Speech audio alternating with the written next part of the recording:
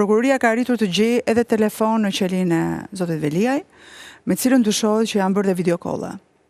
Pra, janë bërë biseda, po, me prokuroria ka arritur të kapat celularin. Po sepse në qelin e zotit Veliaj është bërë një kontroll shumë i imësishëm. Nga prokuroria? Nga prokuroria, me urdhër të prokurorisë.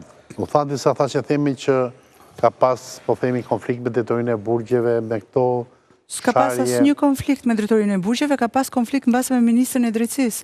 Po ai ka në ministri i drejtësisë ka në varësi drejtorinë e burgjeve. Po prandaj thash. Fakti që mund të jetë bërë një kontroll i tillë, mund të ketë acaruar zotin Veliaj dhe mund të ketë shkuar deri në atë komunikimin pak verbal. Kontrollin e ka bërë Spaku apo e ka bërë drejtoria e burgjeve? Sigurisht që e bën Spaku, po drejtoria e burgjeve është aty dhe për faktin që punojësit e administratës së burgjeve janë marrë tashmë të pandehur nga Spaku.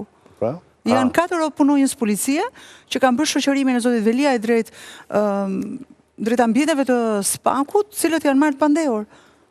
Madje, njëri nga punonjësit i cili pretendon që është intimiduar nga zoti Veliaj për të marrë telefonin dhe për të komunikuar me një nga familjarët e tij, kur është pyetur nga prokurorët e çështjes, i është bërë e qartë fakti që o do thuash të vërtetën ose ti do të përgjigjesh penalisht për këto vepra penale. Kështu që dëshmisë së tij i ka para rendur edhe dëshmia e zotit Veliaj, kur është bërë të ballafaqimi.